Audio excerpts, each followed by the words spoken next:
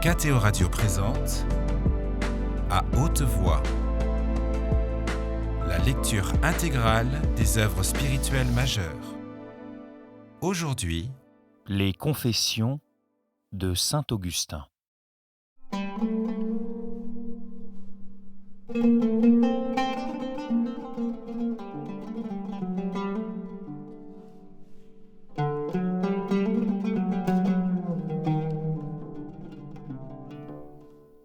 Chapitre 29. Notre unique appui est en Dieu. Toute mon espérance n'est que dans l'étendue de votre miséricorde. Donnez ce que vous ordonnez et ordonnez ce que vous voulez. Vous nous ordonnez la continence. Comme je sais, a dit quelqu'un, que personne ne peut être continent si Dieu ne lui en donne la force, c'est déjà sagesse de savoir de qui vient ce don. La continence rassemble les éléments de notre personne et les réduit à l'unité que nous avons perdue en nous dispersant sur tant d'êtres et de choses. Il ne vous aime pas assez, celui qui aime avec vous quelque autre objet et ne l'aime pas à cause de vous. Ô amour qui toujours brûlez, et ne vous éteignez jamais, charité mon Dieu, enflammez-moi. Vous m'ordonnez la continence, donnez-moi ce que vous ordonnez et ordonnez ce que vous voulez.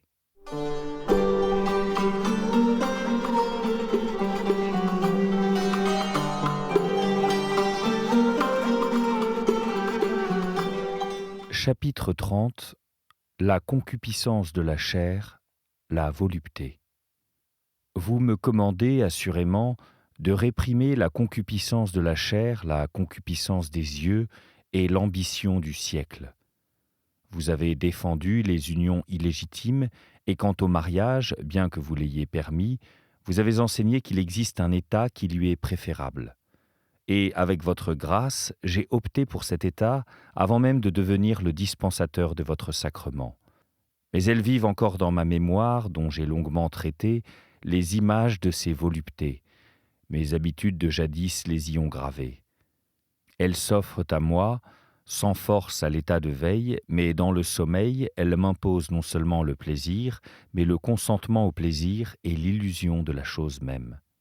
Ces fictions ont un tel pouvoir sur mon âme, sur ma chair, que, toutes fausses qu'elles sont, elles suggèrent à mon sommeil ce que les réalités ne peuvent me suggérer quand je suis éveillé. Ai-je donc alors cessé d'être moi-même, Seigneur mon Dieu ? Il y a une si grande différence entre moi et moi-même du moment où je passe de la veille au sommeil à celui où je reviens du sommeil à la veille. Où est alors la raison qui, pendant la veille, sait résister à de telles suggestions et ne se laisse point ébranler même en présence des réalités? Se ferme-t-elle avec les yeux? S'assoupit-elle avec le sens? Mais d'où vient que souvent, même dans le sommeil, nous résistons, que nous nous rappelons nos fermes propos, que nous nous y tenons chastement, que nous refusons notre assentiment à ces sortes de séductions? Et cependant, la différence est telle que, dans le cas contraire, nous retrouvons au réveil la paix de la conscience et la dissemblance même des deux états, nous montre que ce n'est pas nous qui avons fait ce qui s'est fait en nous et que nous déplorons. Votre main, Dieu, qui pouvait tout, ne peut-elle point guérir tous les maux de mon âme, abolir aussi par une surabondance de grâce les mouvements lascifs de mon sommeil? Vous accroîtrez de plus en plus, Seigneur, le nombre de vos bontés envers moi, afin que mon âme, échappée à la glu de la concupiscence, me suive jusqu'à vous, afin qu'elle ne se rebelle plus contre elle-même et que, même pendant le sommeil, non seulement elle ne consomme pas sous l'influence d'images bestiales des turpitudes dégradantes jusqu'à l'émission charnelle, mais qu'elle n'y consente même pas. De faire que, ni dans ma vie présente, ni dans ma vie à venir, je ne prenne point de plaisir à de telles surprises des sens, fussent-elles faibles au point que le moindre mouvement suffise à les maîtriser, quand on s'est endormi dans de chastes sentiments, cela ne vous coûte guère, ô Tout-Puissant, qui pouvez pour nous plus que nous ne demandons et comprenons. Maintenant, j'ai dit à mon bon Seigneur où j'en suis encore dans ce genre de misère, me réjouissant en tremblant des dons que vous m'avez déjà faits et gémissant de ce qu'il y a encore chez moi d'inachevé. J'espère que vous parferez en moi vos miséricordes, jusqu'à la paix totale dont jouiront en vous mon être intérieur et extérieur, quand la mort aura été engloutie pour la victoire.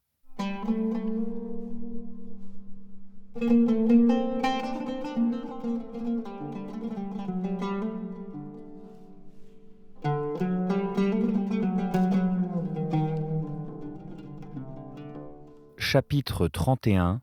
L'intempérance. Le jour m'apporte une autre misère, et plutôt ciel qu'elle lui suffise. Nous réparons en mangeant et buvant l'usure quotidienne de notre corps jusqu'au moment où vous détruirez la nourriture et l'estomac, tuerez mon indigence par une merveilleuse satiété et revêtirez ce corps corruptible d'une éternelle incorruptibilité. À présent, cette nécessité m'est douce, et je lutte contre cette douceur pour ne pas m'y laisser prendre. C'est une guerre quotidienne que je mène par le jeûne, réduisant mon corps en servitude. Et pourtant, mes douleurs sont chassées par le plaisir, car la faim, la soif sont des douleurs, elles brûlent, elles tuent comme la fièvre si les aliments n'y portent remède. Mais comme ce remède est toujours à notre disposition, grâce à vos dons réconfortants, qui mettent au service de notre faiblesse la terre, l'eau, le ciel, nos misères méritent à nos yeux le nom de délices. Vous m'avez appris à ne prendre les aliments que comme des remèdes. Mais quand je passe de ce pénible besoin à la quiétude de la satiété, dans ce passage, la concupiscence me tend son piège. Car ce passage même est un plaisir, et il n'en est pas d'autre pour arriver où la nécessité nous force à nous rendre. La conservation de la santé est la raison du boire et du manger. Mais un dangereux plaisir, comme un laquais, accompagne ses fonctions, et ordinairement s'efforce de prendre les devants, de sorte que je fais pour lui ce que je dis et veux faire pour ma santé. Or, la mesure de l'un n'est pas la même que celle de l'autre. Ce qui est assez pour la santé ne l'est pas pour le plaisir, et souvent il est difficile de savoir si c'est un besoin physique qui demande encore à être satisfait ou la sensualité qui nous dupe et veut être servie. Cette incertitude ravit notre pauvre âme. Elle est heureuse de se ménager une défense et une excuse en ne voyant pas bien ce qui suffit à l'équilibre de la santé et sous le voile de l'hygiène, elle cache les intérêts du plaisir. À ces tentations, je m'efforce chaque jour de résister et j'invoque votre main pour m'en défendre. Je vous soumets mes embarras car sur ce point, je suis encore perplexe. J'entends la voix de mon Dieu qui commande que vos cœurs ne s'apesantissent pas dans l'intempérance et l'ivrognerie. L'ivrognerie est loin de moi, que votre miséricorde ne la laisse pas m'approcher. Mais il arrive à l'intempérance de la nourriture de se glisser chez votre serviteur. Votre miséricorde l'éloignera de moi. Car personne ne peut être tempérant sans un don de vous. Vous accordez de nombreuses grâces à nos prières, et tout ce que nous avons reçu de bon avant même de vous prier, c'est à vous que nous en sommes redevables. Je n'ai jamais été ivrogne, mais je connais des ivrognes que vous avez rendus sobres. Ainsi, c'est grâce à vous que les uns ne sont pas ce qu'ils ne furent jamais. C'est grâce à vous aussi que d'autres ne sont plus ce qu'ils furent. C'est grâce à vous, enfin, qu'ils savent les uns et les autres qu'ils vous le doivent. J'ai entendu de vous une autre parole. Ne suis pas tes désirs et détourne-toi de ta volonté. Votre grâce m'en a fait entendre une autre aussi, que j'ai beaucoup aimée. Si nous mangeons, nous n'aurons rien de plus, et si nous ne mangeons pas, rien de moins. Autrement dit, l'un ne m'enrichira pas, l'autre ne m'appauvrira pas. Et j'ai entendu encore cet autre, j'ai appris à me contenter de ce que j'ai, je sais vivre dans l'abondance et souffrir le dénuement. Je puis tout en celui qui me donne la force. C'est bien là le soldat du camp céleste, rien qui ressemble à la poussière que nous sommes. Mais souvenez-vous, Seigneur, que nous sommes poussière, que c'est de poussière que vous avez fait l'homme, qu'il s'était perdu et qu'il a été retrouvé. Formé de la même poussière que nous, il n'a rien pu par lui-même, celui dont j'ai aimé les paroles inspirées par votre souffle. Je puis tout en celui qui me donne la force. Donnez-moi la force afin que je puisse. Donnez-moi ce que vous ordonnez et ordonnez ce que vous voulez. Paul confesse qu'il a tout reçu de vous, et lorsqu'il se glorifie, c'est dans le Seigneur qu'il se glorifie. J'en ai entendu encore un autre qui demande votre grâce. Écartez de moi les concupiscences du ventre. D'où il ressort clairement, ô Dieu saint, que c'est vous qui donnez la force d'accomplir ce que vous commandez d'accomplir. Vous m'avez appris, ô bon Père, que tout est pur au pur, mais qu'il est mal à l'homme de scandaliser par ce qu'il mange, que tout ce que vous avez fait est bon, que rien ne doit être rejeté de ce qui se prend avec action de grâce, que les aliments ne nous recommandent pas à Dieu, que personne ne doit nous juger sur le boire et le manger, que celui qui mange ne doit pas mépriser celui qui ne mange pas, et que celui qui ne mange pas ne doit pas juger celui qui mange. De ces leçons, grâce vous soit rendue, louanges à vous, mon Dieu, mon Maître, qui frappez mes oreilles et éclairez mon cœur. Arrachez-moi à toute tentation.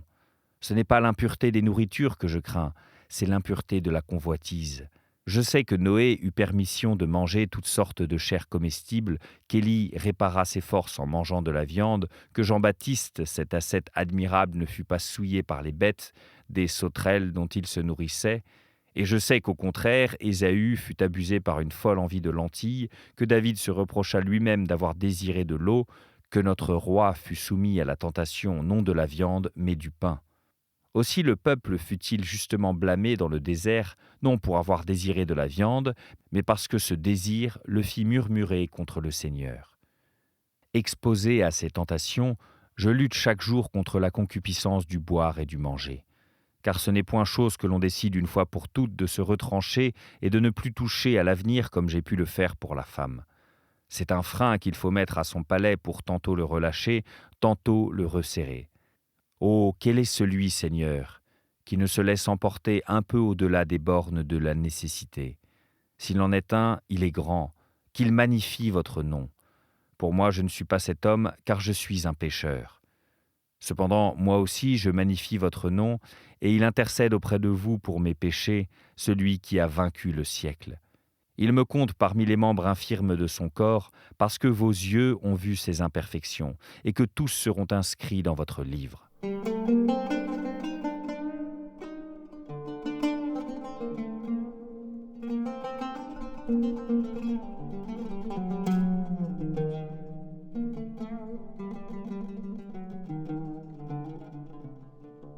Chapitre 32 « Les plaisirs de l'odorat » Du charme des parfums, je ne me mets... Je reprends. Du charme des parfums, je ne me mets guère en peine. Absent, je ne les recherche pas, présent, je ne les repousse pas. Je suis prêt à m'en passer toujours. C'est du moins ce qui me semble, peut-être suis-je dupe. Car il y a en moi de déplorables ténèbres qui me dérobent la vue de mes virtualités profondes, de sorte que lorsque mon esprit s'interroge sur ses forces, il sait bien qu'il ne doit pas se fier à lui-même, parce que son contenu reste le plus souvent caché, si l'expérience ne le lui révèle. Aussi, personne ne doit être sans inquiétude dans cette vie qu'on nomme une tentation perpétuelle. Qui sait si, de mauvais devenu meilleur, on ne redeviendra pas de meilleur pire? Il n'y a qu'une espérance, qu'une confiance, qu'une ferme promesse, c'est votre miséricorde.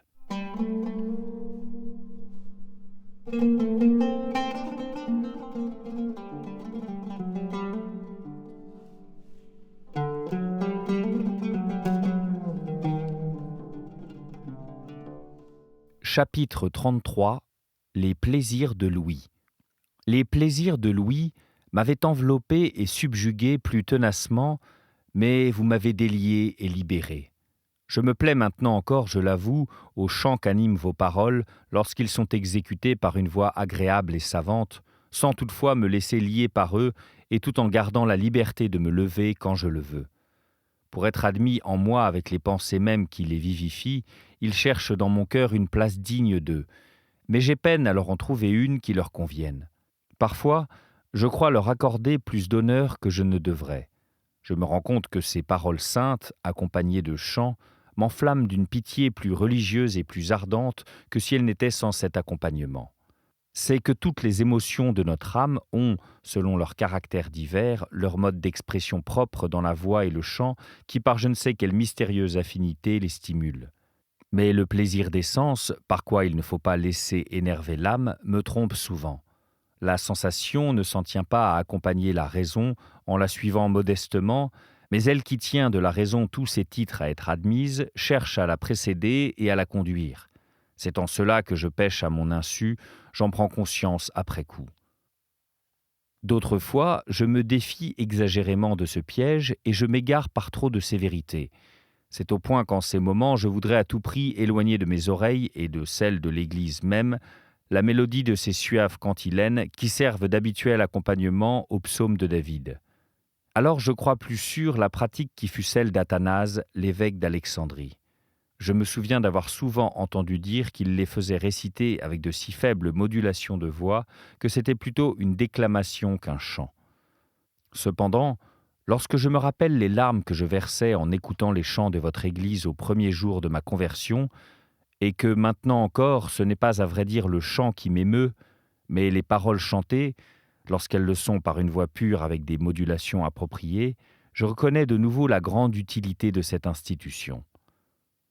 Ainsi, je flotte entre le danger du plaisir et la constatation des bons effets qu'elle opère, et tout en me gardant d'un avis irrévocable, je penche à approuver la coutume du chant dans l'Église, afin que par le charme des oreilles, l'âme encore trop faible s'élève au sentiment de la piété. D'ailleurs, quand il m'arrive d'être plus ému du chant que des paroles chantées, j'avoue que mon péché mérite pénitence, et alors je préférerais ne pas entendre de chant. Voilà où j'en suis. Pleurez avec moi et pleurez-moi, vous qui éprouvez dans vos cœurs de vertueuses inclinations, source de bonnes œuvres. Car vous qui ne les connaissez point, vous êtes insensibles à tout cela. Mais vous, Seigneur mon Dieu, exaucez-moi, jetez un regard sur moi, voyez-moi, ayez pitié de moi et guérissez-moi. Me voilà devenu pour moi-même, sous vos yeux, un problème, et c'est là précisément mon mal.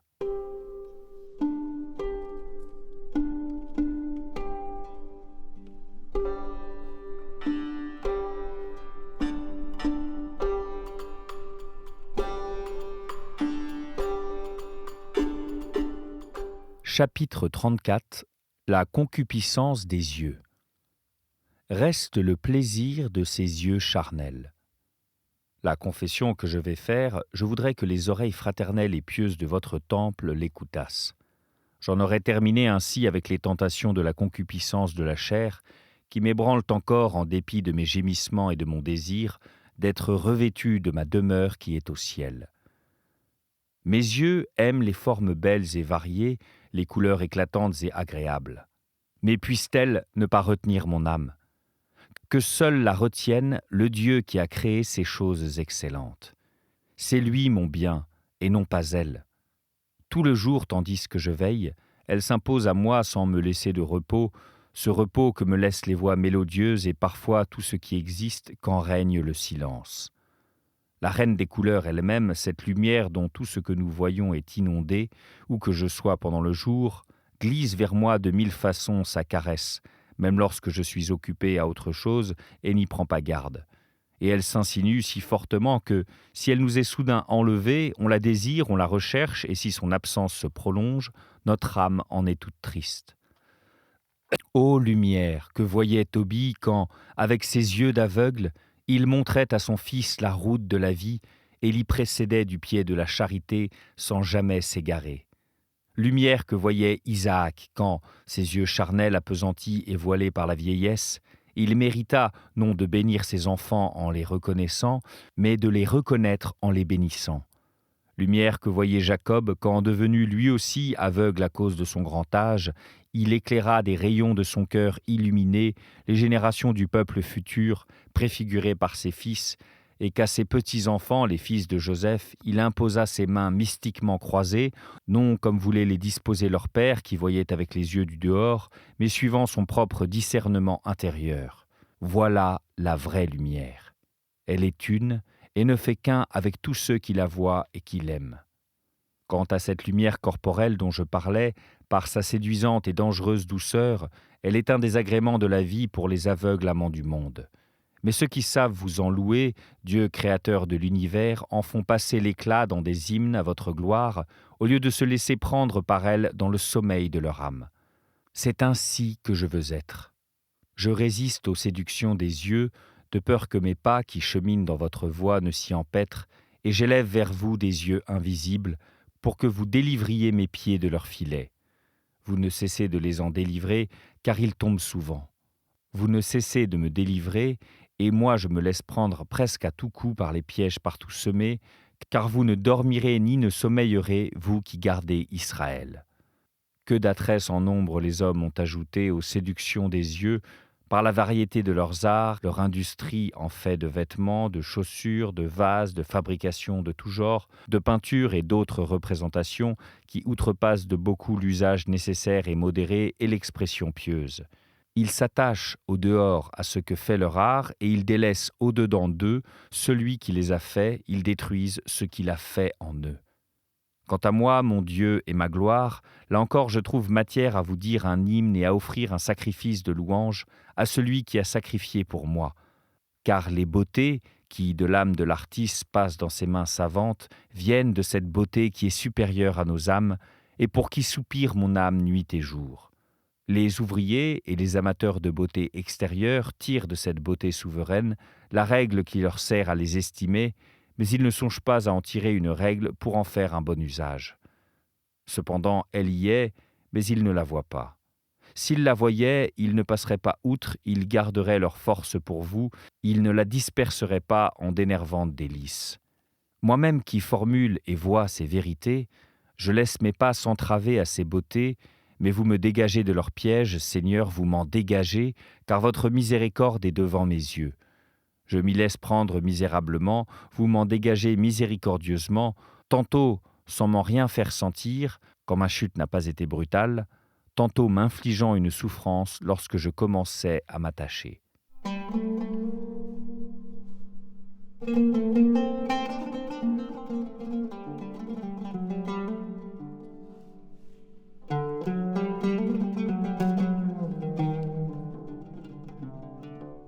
Chapitre 35 – La curiosité. Ici vient s'ajouter une autre forme de tentation qui offre de plus nombreux dangers.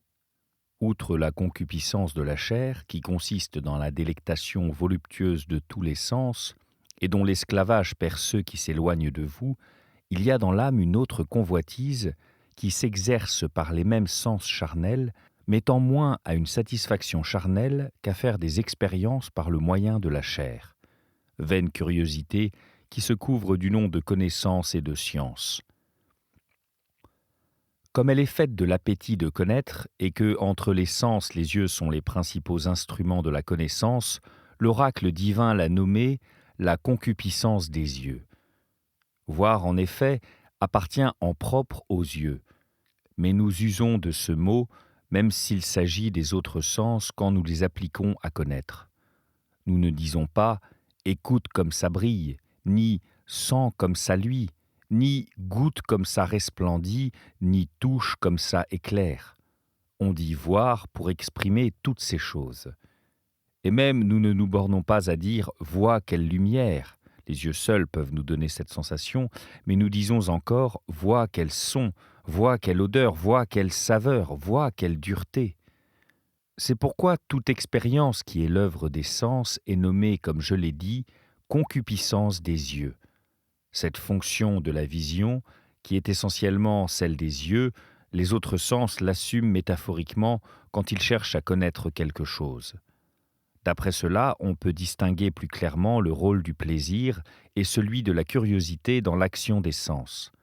Le plaisir recherche ce qui est beau, mélodieux, suave, savoureux, doux au toucher, et la curiosité, elle, veut aussi faire l'essai des impressions contraires, non pour s'exposer à une peine, mais par désir de faire des expériences et de connaître. Quel plaisir peut donner la vue d'un cadavre déchiré et qui fait horreur ?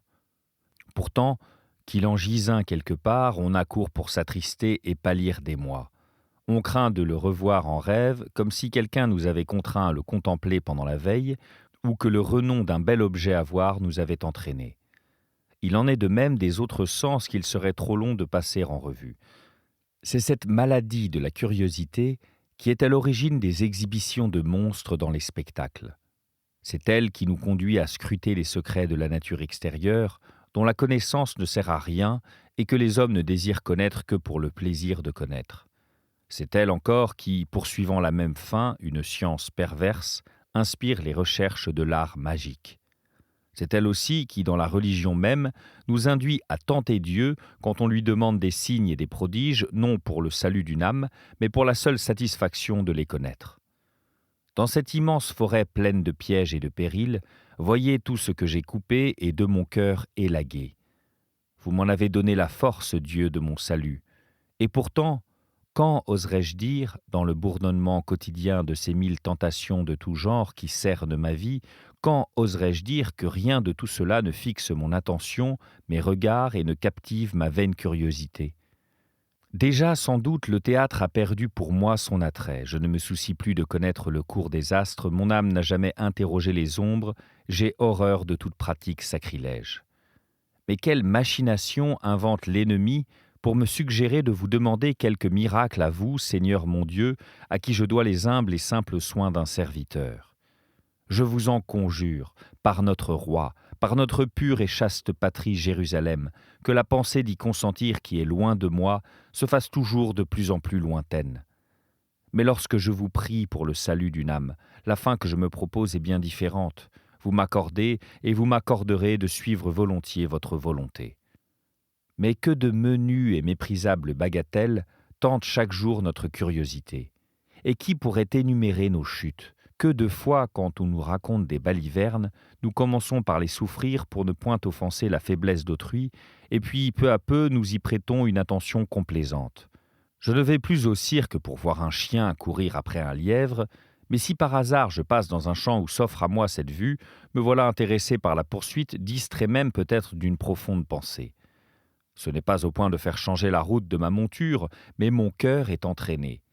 Et si par cette démonstration de mon infirmité vous ne réussissez pas à m'avertir de laisser ce spectacle et de m'élever à vous par quelques réflexions, ou encore de faire fi de tout cela et de passer mon chemin, je reste là, abruti par ma vaine curiosité. Que dis-je ?